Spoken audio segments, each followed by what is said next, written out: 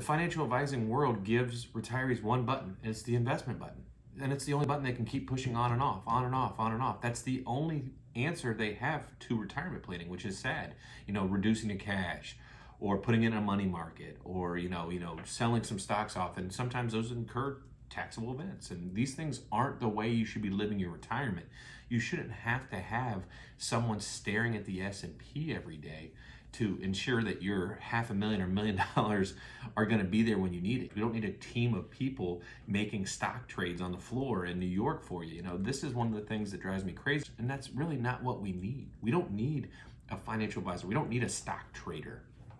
We need someone that understands who you are and how you grew up, and how do you live your lives. People don't understand that you can't just put a round peg in a square hole. They don't understand us, and because of that, they've just tried to layer on how they treat rich people.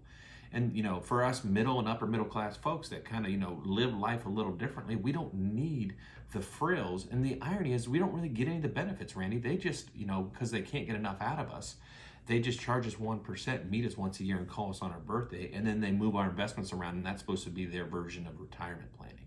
When in reality, what we really need is someone to help us with the big risks. Hey, how do I take money out of this IRA and not get zapped with taxes? How do I make sure that if we go in the nursing home, I don't lose half my stuff? How do we make sure that I'm not overpaying my financial advisor?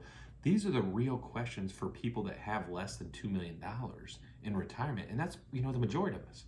And I think that's what's getting missed, and really why I wrote my book, right? Fire Your Financial Advisor talks about the history of how they tried to just dump their kind of rich people plan onto everyday folks the second they got rid of the pension. And it's never really fixed itself because we haven't had access to information until just recently.